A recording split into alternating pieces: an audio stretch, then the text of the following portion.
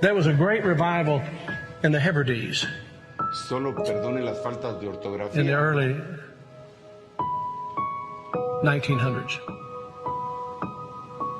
Began to moved up to the pleading for it into the 40s. Maybe we could say it topped out in the early 50s. Two old women, one was 84 years old and one was 82 years old. One was blind and one was humped over so badly with spinal stenosis just arched over. But they had passion for revival. They wanted God to work. This is what happened. They couldn't even get out to the church to pray. They couldn't even get out to the church to worship. Their house became a place to meet. People came in. They got so passionate about revival coming to their Isle, the Isle of Lewis. They got so passionate about it. They confronted the preacher and wanted to know if he was thoroughly right with God. And they prayed and prayed and prayed. And they'd seen the Lord, they said, with the church filled up and God blessing and a great overflow. And the fire of God struck that tiny little obscure place off the coast of Scotland. And when it happened, there was a young teenage boy that got saved in it. His name was Donald. And the preacher became so dependent upon Donald and so close to Donald, he would ask him to lead in public prayers and help him with the meetings, and he did. Oh, how God worked. People began to hear about it, and the revival fire spread. It spread. And God blessed in a great way. Those two old women, the kind of people don't want in a church anymore. And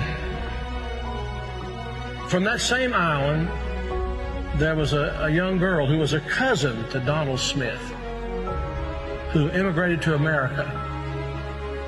Her name was Mary Ann Smith McLeod. She came to America in 1936. She met a man named Fred, and they were married. They fell in love. They were married. God blessed in a great way. And those old women were her aunts.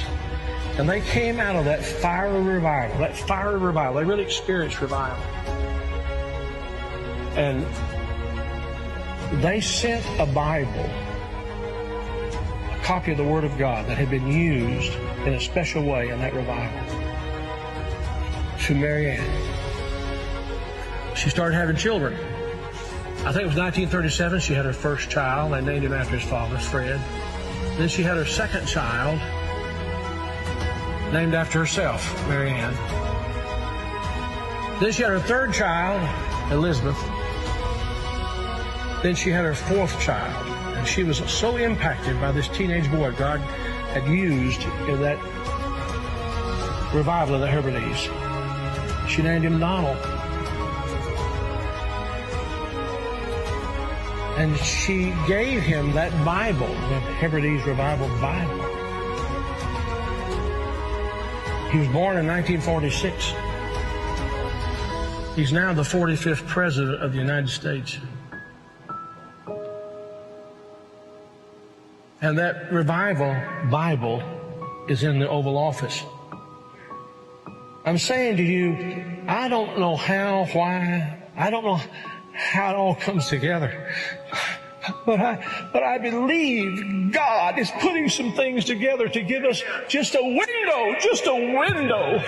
If he could find some open people who know what the wind is for. Can this be the time the wind is open? Providentially, God has prepared the moment, and we will become the people of prayer, pleading with God. This is a plea. Will thou not revive us again? Will you be a part of that? Will you?